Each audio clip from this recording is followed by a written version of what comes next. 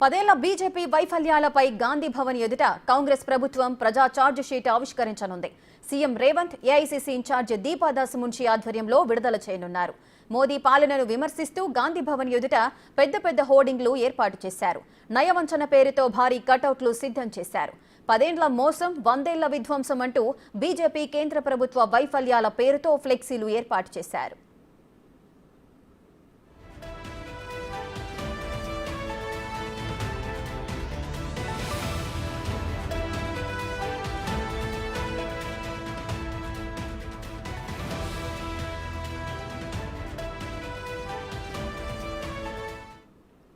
పదేళ్ల బీజేపీ పాలనలో తెలంగాణకు జరిగిన అన్యాయాన్ని సీఎం రేవంత్ రెడ్డి ఎత్తిచూపనున్నారు. విభజన చట్టంలో తెలంగాణకు రావాల్సిన బయ్యారంకు కర్మాగారం, కాజిపేట కోచ్ ఫ్యాక్టరీ, పాలమూరు రంగారెడ్డికి జాతీయ హోదా, ట్రైబల్ వర్సిటీ ఇవ్వకపోవడం వంటి బీజేపీ వైఫల్యాలను ప్రశ్నించనున్నారు. ఏడాదికి 2 కోట్ల ఉద్యోగాలిస్తానని బీజేపీ ఎంతవరకు ఇవ్వకపోవడంపై నిలదీయనున్నారు.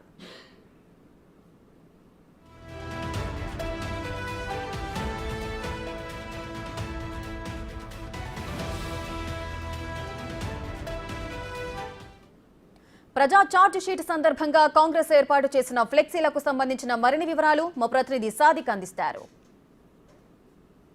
పాలనలో 100 ఏళ్ల విధ్వంసం అయిందంటూ కాంగ్రెస్ పార్టీ ఛార్జ్ షీట్ విడుదల చేసింది. ఈ అంశంపైన మనతో ప్రధానంగా నయవంచన పేరుతో 10 ఏళ్ల ప్రజలకు నయవంచన చేసింది బీజేపీ పార్టీ అని కూడా కాంగ్రెస్ పార్టీ భావిస్తున్న నేపథ్యంలో 100 ఏళ్ల మోసం చేసింది 10 ఏళ్ల పాలన అని కూడా చెప్పడం జరిగింది. ప్రతి దేశం నుండి బ్లాక్ మనీ తుడిచి పారిస్తామని తీసుకొచ్చినటువంటి మోడీ సంబంధించినటువంటి కార్టూన్స్ పెట్టి ఇక్కడ ప్రజలను చైతన్యవంతం చేస్తుంది. సిబిఐ, ఈడీ, ఐటీ సంబంధించిన అంశాలపైన అదేవిధంగా ఎలక్ట్రల్ బాండ్స్ను ఉద్దేశిస్తూ కూడా ఈ యొక్క బీజేపీ చేసినటువంటి కార్యక్రమాలన్నీ కూడా ప్రజా వ్యవస్థ అంతా కూడా నిర్వీర్యం చేసేందుకు గాను దేశం నుండి బ్లాక్ మనీ తుడిచి పారిస్తామని ఒకవైపు చెప్తూనే మరోవైపు ఎలక్ట్రల్ బాండ్స్ అదేవిధంగా బీజేపీ ఎలక్ట్రల్ బాండ్స్ పేరుతో పెద్ద స్కామ్ చేసింది. అంతేకాకుండా సిబిఐ, ఈడీ, ఐటీ లాంటి సంస్థలను ఇతర సంబంధించినటువంటి ప్రతిపక్ష నేతలపైన ఉసిగొల్పిందని కూడా చూపిస్తూ కార్టూన్ వేయడం జరిగింది. రూపాయి పంపిస్తే 43 పైసలు బిచ్చం ఇస్తామని కూడా కాంగ్రెస్ పార్టీకి ఇచ్చిన పరిస్థితి కనబడుతున్నటువంటి ఫ్లెక్సీలు కూడా ఇట్లా కార్టూన్ కూడా వేయడం జరిగింది. పాలమూరు రంగారెడ్డి ప్రాజెక్టులు ఇవ్వకుండా తెలంగాణకు అన్యాయం చేసిందని కూడా కాంగ్రెస్ పార్టీ అయితే ఈ యొక్క ఛార్జ్ షీట్లో పొందుపరచడం జరిగింది. అంతేకాకుండా పేదలకు 15 లక్షలు ఇస్తామని చెప్పేసి జన్ధన్ ఖాతాలో ఇస్తామన్నటువంటి మోడీ ఆ తర్వాత పారిపోయిన పరిస్థితి కనబడుతుంది. అంతేకాకుండా ఏటా 2 కోట్ల ఉద్యోగాల పేరుతో మొత్తం 5 సంవత్సరాల్లో 20 కోట్ల ఉద్యోగాలు ఇస్తామని చెప్పి ఉద్యోగాలు ఇవ్వలేని అంశాన్ని కూడా పొందుపరుస్తున్న పరిస్థితి నిర్దేశిస్తూ కూడా ఇక్కడ కార్టూన్స్ వేయడం జరిగింది. 10 ఏళ్లలో మూడింతలైన దేశం పన్ను అన్ని అప్పులు పెరిగాయి, ఆస్తులు మాత్రం తరిగిపోతున్న అంశాన్ని కూడా ప్రధానంగా చూపించడం జరిగింది. ఇక కృష్ణా నదీ జలాలలో తెలంగాణ సంబంధించిన వాటా విషయంలో కూడా నిమ్మకు నీరెత్తిచ్చినట్టుగా బీజేపీ ప్రభుత్వం కేంద్ర ప్రభుత్వం చేసిందని కూడా చేసింది. అంతేకాకుండా 10 ఏళ్లలో 1,00,000 మంది రైతులు ఆత్మహత్య చనిపోయారనే విషయాన్ని కూడా పొందుపరచడం జరిగింది. ఈ యొక్క ఛార్జ్ షీట్లో పెట్రోల్ ధర 108 రూపాయలు ఉండేటువంటి వరకు తీసుకొచ్చింది.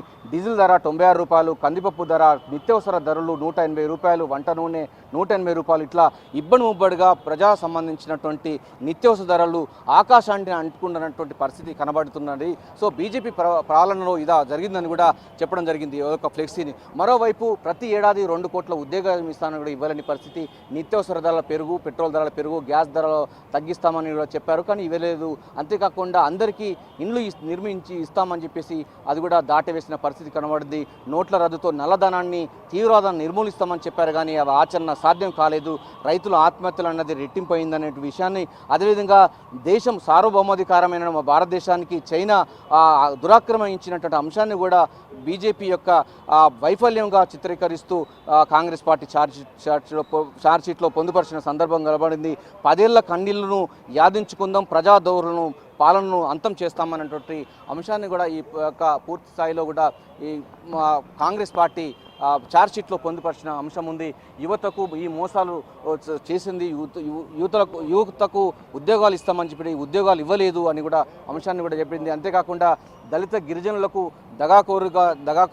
దగాకారులను చేసింది, బీసీలారా ఈ అహంకారులను ఆదరిద్దామా, ప్రజల నుంచి దూరం చేద్దామా? ఎందుకంటే బీసీ కులగణన సంబంధించిన అంశాలను కూడా బీజేపీ వ్యతిరేకిస్తూ ఉంది.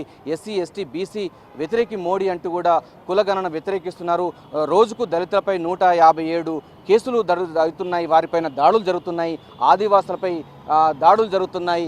అదేవిధంగా అస్సాం లాంటి ప్రాంతంలో, మణిపూర్ లాంటి ప్రాంతంలో హింసాత్మక సంఘటనలు కూడా బీజేపీ కారణమైనటువంటి కూడా ఈ అంశాన్ని కూడా పొందుపరుస్తూ ఛార్జ్షీట్లో పేర్కొనడం జరిగింది. సో నయవంచన చేసినటువంటి బీజేపీని దేశం నుంచి తరిమికొట్టాలి. 10 ఏళ్ల మోసం, 100 ఏళ్ల విధ్వంసం జరిగింది కనుక డెఫినెట్గా ఈ బీజేపీ విధానాల్లో వ్యతిరేకిస్తూ కాంగ్రెస్ పార్టీ వినూత్నంగా ఛార్జ్షీట్ విడుదల చేయబోతుంది. మరి కాసేపట్లో ముఖ్యమంత్రి Revanth Reddy, in charge Deepa Das Munshi, deputy CM Bhatti Vikramarka, మిగతా మంత్రులందరూ కూడా హాజరు కాబోతున్నారు. బీజేపీ 10 ఏళ్లలో తెలంగాణకు అన్యాయం చేసింది. తెలంగాణ ఏర్పాటునే చాలా తప్పుగా చిత్రీకరించినటువంటి పరిస్థితిలో మోడీ చాలా సందర్భాల్లో మాట్లాడిన పరిస్థితి కనబడింది. సో ఇటువంటి తెలంగాణ వ్యతిరేకులను, ప్రజా వ్యతిరేకులను దేశం నుండి తరిమి కొట్టాల్సిన అవసరం ఎంతైనా ఉంది. తెలంగాణ రాష్ట్రంలో బీజేపీకి ఏ టీమ్గా ఉన్నటువంటి బీఆర్ఎస్ని ఎట్లయితే బొంద పెట్టారో అదే తరహాలో బీజేపీని కూడా ఈ దేశం నుంచి వెళ్ళి తరిమి కొట్టాలి, బొంద పెట్టాలనే లక్ష్యంగా కాంగ్రెస్ పార్టీ ఛార్జ్షీట్ విడుదల చేయబోతుంది. నయవంచన, 10 ఏళ్ల మోసం, 100 ఏళ్ల విధ్వంసం, బీజేపీ ఛార్జ్షీట్ ఆవిష్కరణ కార్యక్రమం ఉండబోతుంది.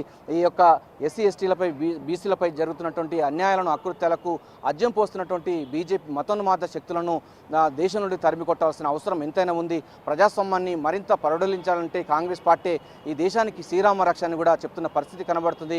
ముఖ్యమంత్రి పిసిసి రేవంత్ రెడ్డి కూడా ఇప్పటికే స్పష్టం చేయడం జరిగింది. ఆ దేవుడు అనేవాడు ఆత్మలో దేవుడు అనేవాడు గుళ్ళో ఉండాలి, దైవత్వం అన్నది, భక్తి అన్నది హృదయంలో ఉండాలనే అంశాన్ని కూడా మరోసారి కూడా నిరూపించే ప్రయత్నం చేయబోతున్నారు. ఏదైనప్పటికీ బీజేపీ 10 సంవత్సరాలటువంటి పాలనలో 100 ఏళ్ల విధ్వంసం జరిగిన విషయాన్ని ఛార్జ్షీట్ రూపంలో ప్రజలకు వివరించే ప్రయత్నం కాంగ్రెస్ చేయబోతుంది. కెమెరా చైతన్యతో కలిసి సాదిక్, బిగ్ టీవీ, గాంధీ భవన్, హైదరాబాద్.